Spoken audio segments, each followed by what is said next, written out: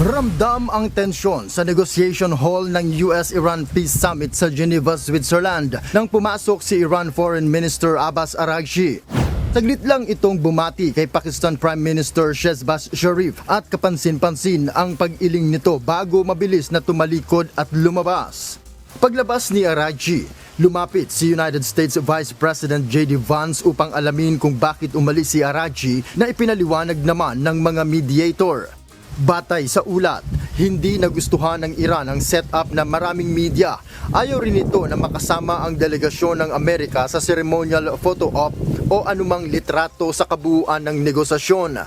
Kalaunan, itinuloy rin ang opening ceremony kahit wala ang Iran. Dumating din sa venue ang isa pang parte ng mediator na si Qatar Prime Minister Mohammed bin Abdulrahman Al Thani na hindi man lang nakipagkamay kay Vance. Sa opening speech, nagpauna na si Vance na hindi mareresolba ng gagawing negosasyon ang lahat ng problema, subalit sisikapin nilang pakinggang isa-isa ang mga probisyon ng magkabilang panig. What today really represents is the beginning of a technical negotiation that's not going to solve every disagreement, but is going to allow us to sit together as teams for the first time really in history to figure out what matters most to the respective parties, to settle those issues, to solve those issues, and get to a better tomorrow. Ayon naman kay Minister Al Thani, maaga pa para magdiwang dahil ito ay pasimula pa lang at wala pang ganap na pagkakasundo.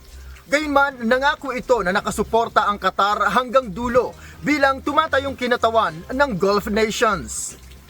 This is not really the main celebration. Our celebration when we reach the ultimate agreement. Hopefully this is just the beginning, and I wish everyone all the best. Qatar will stay dedicated to this partnership to support these mediations until the end, until we reach a solution. We will always be a partner in bringing more peace, prosperity, and hopefully better future for our region.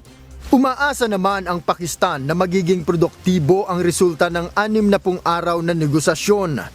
And hopefully when we go back to our homes, we'll have some wonderful paper in our hand which will promote peace, progress, and prosperity around the globe.